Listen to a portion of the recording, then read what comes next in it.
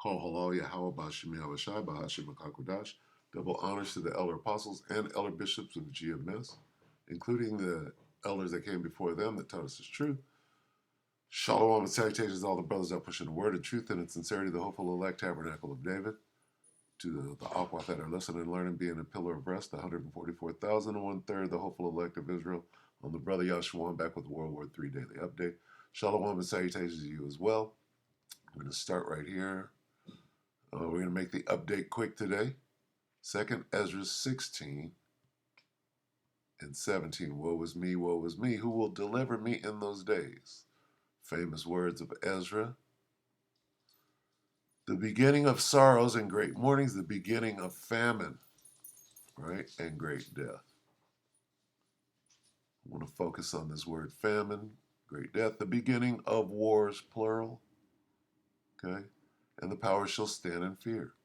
The beginning of evils, bad times. What shall I do when these evils shall come? Well, these bad times, they're here, okay. Famine and great death. What famine? 3 hours ago, old Nate. And I couldn't really find anything as far as the update is concerned. I didn't listen to this. I did saw somebody do a video and said, look at this guy. And look, they were breaking down. Maybe it was Nate. Maybe I watched the beginning of it. But he goes into the look on this guy's face. Now, what is this about? Stockpile food and prepare for all-out nuclear war. Look, that's crazy. Okay, so there's your wars, plural, right?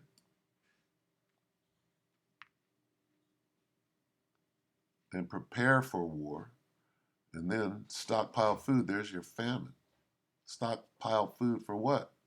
For the oncoming famine, which is a shortage of food, if you will. Okay, so let's listen to this. And we'll let him speak. When he veers off into something crazy, then I'll go ahead and stop it. But first, he's going to speak on the famine or on the oncoming war that they're preparing for. Let me get that real quick. Joel 3, prepare, right? Right here. Joel 3 and 9, proclaim ye this among the Gentiles, prepare war. Do what? Prepare for all-out nuclear war. Huh? Is this guy reading the scriptures? What's going on here? Read that again. Or are the prophecies jumping off the page? Proclaim ye this among the Gentiles, prepare war. Wake up the mighty men, let all the men of war draw near, let them come up. Let's get the nuclear part, burning. This will be with burning, right? And fuel.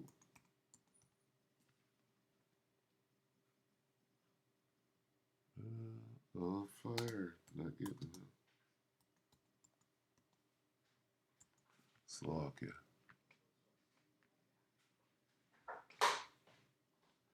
What is it? Every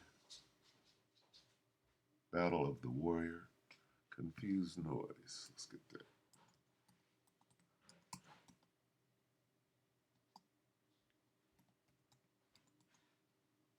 Dang. Every battle of the warrior. Isaiah 9 and 5. For every battle of the warrior is with confused noise and garments rolled in blood. But this next one shall be with burning and fuel of fire. Going into the nuclear. Prepare for the nuclear, right? Prepare for all-out nuclear war. All right? So anyway, take it away, Nick. One of the top dogs. So let me get the very start. This is Admiral Rob Bauer, chair of the NATO Military Committee, one of the top dogs in NATO, advising the planet that we need to prepare for World War III and that you need to start stockpiling stuff like there's no tomorrow. Let's see what he has to say.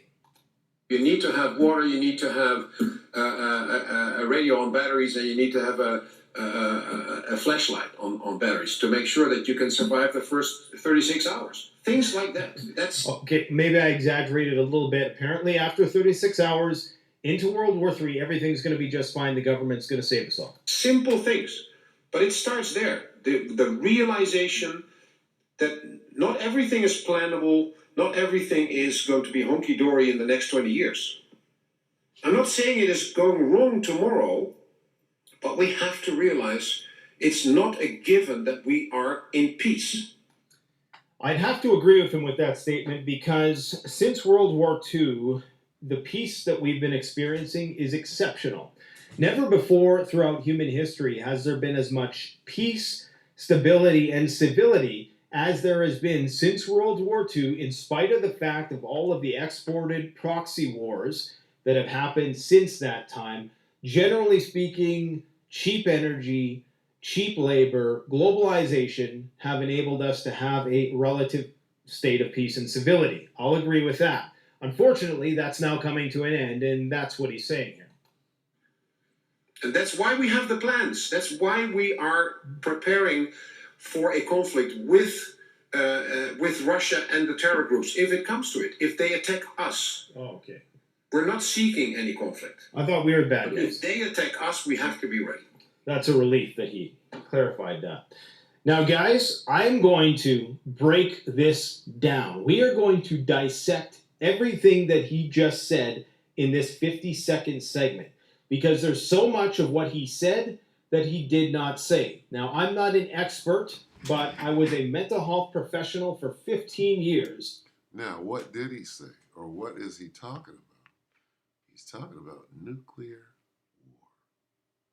He's talking about a nuclear exchange, right? Now, if you know anything about how the world as we know it comes to an end, it happens with a nuclear exchange. So this is letting you know how close we are. This guy's warning his people, hey, get ready. For what? For that nuclear exchange. This is how close we are to the end. All right, so carry on.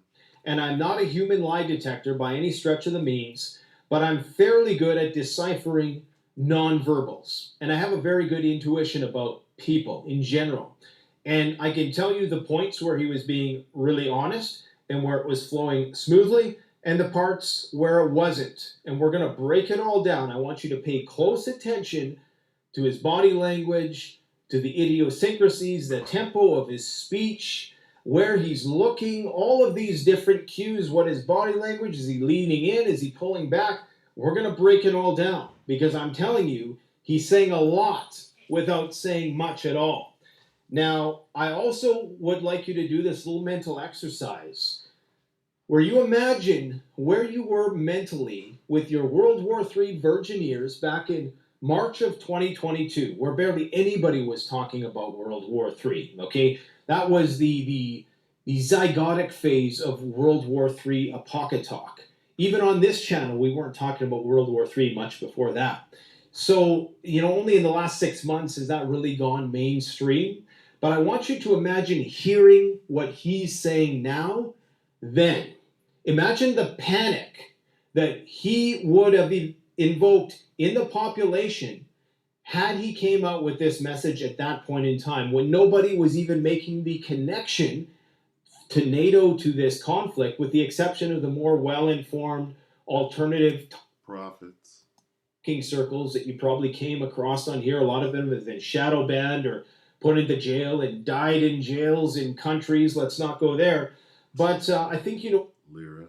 saying, so what I'm really trying to get at here is that this war has been progressing at such an incremental snail-like pace in terms of escalation, but it's like compounding interest. Now here we are, really on the precipice of NATO going to war with Russia, and nobody even cares. Okay, public interest is at an all-time low. What are we talking about? War with Russia. Okay, so we're at the point where it can no longer be ignored. oh, you can't talk about that. And, oh, no, that's never going to happen. Right? Well, here we are. Right? And people are talking about it. Whereas war escalatory rhetoric at an all-time high. And what he is saying, war escalatory rhetoric, what is that? That's people talking about World War III, about this nuclear exchange that's coming. Listen to what he said. It's at an all-time high, right? As it should be. Why? Because we're here now. Okay? Listen to his language. now here we are, really on the precipice of NATO going to war with Russia, and nobody even cares. Okay, public interest is at an all-time low, whereas war escalatory rhetoric at an all-time high. That. Just those two sentences together, right, explain where we're at. Do it one more time. I don't know what he's going to say, but this is the most important thing. And then we'll break this down right here in the spirit, because that jumped out at me. Really on the precipice of NATO going to war with Russia. Take it back a little more. As he says, he sets it up right. Progressing at such an incremental snail-like pace in terms of escalation, but it's like compounding interest. Now here we are. Now here we are. 13, put it at 10. Interest. Now here we are, really on the precipice of NATO going to war with Russia, and nobody even cares. Okay, public interest is at an all-time low, whereas war escalatory rhetoric at an all-time high. Now, what does that mean? Okay, how do you put those two sentences together, and what do you come out with? Okay, he's saying people are completely ignoring what they know is going on. Why? Because their head is in the sand. They don't want to know. They know. How can they not know? Because everybody's talking about it. Okay? Everybody's also talking about UFOs and aliens. How is that? Because these things are the main event in what's coming up. It just so happens that nuclear bombs play into how the world is going to come to an end. What else does? Well, UFOs and aliens. They also play an important part on how the world will end as we know it. So it's no secret that all of these things are trending or being talked about more than ever before. Right? What are these things? UFOs, aliens, which the UFOs are the chariots of the Most High, all right, the chariots of Israel. The so-called aliens are the angels and the Most High and His Son, right? And the nukes are the nukes, the weapons of Yahweh Shem Yahushai's indignation, right? So the whole story, right, is in front of you, whether you can see it, decipher it, or understand it or not.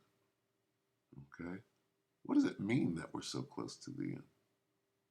It means that if you're doing anything other than that, you're barking up the wrong tree. Then what? We have to be ready. So I'm going to cut to the chase. I want to hear that one more time.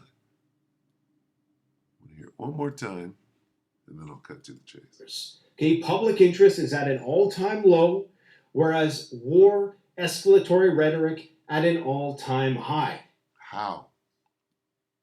When people are ignoring it. Say it again. That this war has been progressing at such an incremental snail-like pace in terms of escalation, but it's like compounding interest. Now here we are, really on the precipice of NATO going to war with Russia, and nobody even cares. Okay, public interest is at an all-time low, whereas war escalatory rhetoric at an all-time high. Which is why it's going to come as a thief in the night. Your head is in the sand. What he is saying, this message proves it, because nobody believed that NATO was even involved at that point in time, with the exception of us. We all knew, but we are exceptions to the rule. Okay, here we go. You need to have water. You need to have a radio on batteries. We know. Okay, so go back and watch that. I'm going to cut this. What do I want to get? This. And you need to have. Wait, where was it? You need to be ready. Whereas you must be ready at. We have to be ready. Okay? Ready for what? To the battle. Where's that ready? Right here. 2 Ezra 16, right? And 40. Oh, my people, who are the Most High's people, the elect of Israel, hear my word. Make you ready to thy battle. Okay, so you're in the war too, right? And in those evils, and in those evils be even as pilgrims upon the earth. You got to get ready. Get your head right. Your heart ain't in it. We have to be ready. Ready for what? To become pilgrims. Where'd it go? Right? Make you ready. We have to be ready. For what? You're at war. Wake up. Fasten your chin strap. And in those evils be even as pilgrims upon the earth. All right. So that's the lesson. We hope that the elect were edified. All right. This ain't going nowhere. It's only going forward. What you think is a problem today might not be tomorrow. Things are moving so fast. So with that, we hope the elect were edified. Your brothers and few sisters with that shalom.